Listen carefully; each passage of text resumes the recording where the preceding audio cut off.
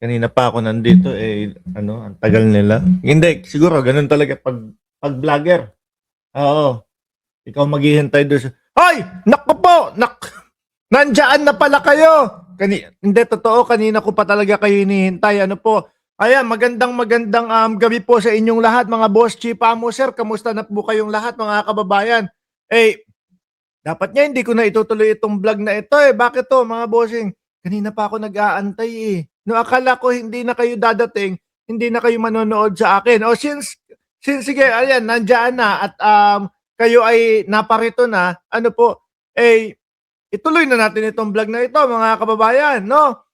Siguro sasanayin ko na lang yung sarili ko na late kayo lagi. Okay? No, kasi ako yung vlogger tapos kayo yung mga manonood, sasanayin ko na lang yung sarili ko na kayo ay late lagi. Hihintayin ko na lang kayo. Okay? Magandang gabi po sa inyong lahat. Alas 8:39 ng gabi diyan sa Pilipinas, mga boss, chief amo, sir.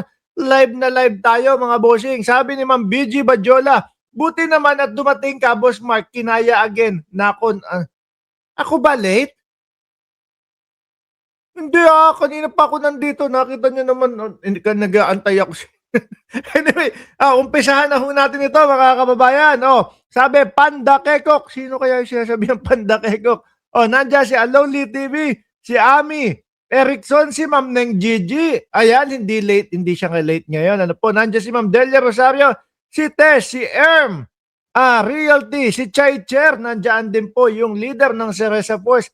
Kapag gusto nyo pong magpapalo sa Wetpack, sumali doon sa Cereza Force, lapitan, puntahan nyo lang po si Chai Chair, mga kababayan. Nandiyan si Marge, si Delia Rosario, si Aurelia Adena, si Susan, Mang Linong, sino pa nandiyan, si Lonely TV, at lahat po ng kanina pa naghihintay. Ngayon ho, mga kababayan, umpisahan na natin ito.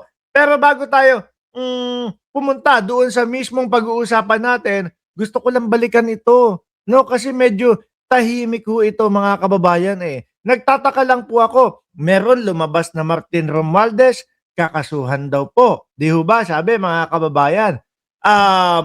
Samantalang yung kay Martin Romualdez, wala naman tayong naririnig na ebidensya pa. Meron.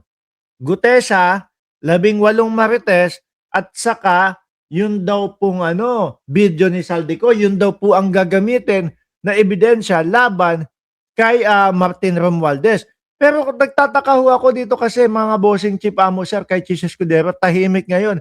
Pero ito yung mismong nabanggit ni dating DPWH, no? Secretary o Undersecretary Bernardo, pakinggan niyo po. Escudero and Maynard Ngu. I met Maynard Ngu at the Manila City Hall during the term of Mayor Erap, and while I was the city engineer of Manila sometime in 2013. Maynard Ngu is a familiar figure in the social political circles, as he would be handling substantial donations to politicians during election season, including the distribution of mobile phones. During the 2022 May pamigayan pa ng mga mobile phones daw, sabi ni Bernardo. national elections, Maynard Ngu approached me and asked for help in raising campaign funds. I and other DPWH officials assisted Maynard Ngu in raising campaign funds. These frequent interactions with Maynard Ngu at the court helped me in building our mutual trust with each. Sandali maputol ka lang. Tsaka natandaan nyo mga boss, chief amo, sir. Yung meron pa ang natanggap si Chis Escudero na 30 million galing kay Lawrence Lubiano, na may-ari ng isang construction company ho, mga bossing. Di ba, bawal na bawal daw yun. Kaya lang, mukhang nailusot ho nila yun. Other, especially in favor of Senator Escudero, whose interest Maynard Ngu was actively promoting. Maynard Ngu was appointed special envoy to China for trade, investments, and tourism in 2023. When Senator Chis Escudero became Senate President in 2024, Maynard Ngu approached me and asked for a list of projects for Senator Chis Escudero. Thereafter, sometime in November 2024, I asked Engineer Opolencia to prepare a list of projects for Senator Chis Escudero following my conversation with Maynard Ngu. Ayan mas madami tayong naririnig na isinisiwalat po kay Senador Chis Escudero versus kay Martin Romualdez. Ang tanong natin, bakit yung kay Chis Escudero mukhang hindi pinansin ho, mga kababayan?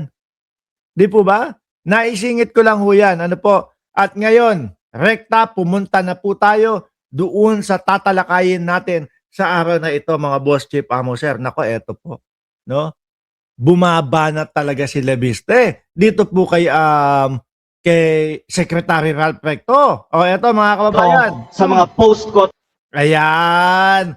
Fresh na fresh po ito kaninang alas 6 ng hapon, mga boss chief amo sir. Pakinggan at tignan natin kung ano yung mga sinasabi nung anak ni Loren Legarda, mga kababayan. At take note po merong ano dito, mabigat na sagot si Ralph Recto mamaya po, no? Isa-isahin natin. Oh. ng collective privilege matapos ako tawagin ni Executive Ralph Recto na baliw. Totoo naman! Di ba? Hindi kasi, mga kababayan, ito pong si Leviste, kung matandaan nyo po, nung isang araw, nag-post ho ito ng AI.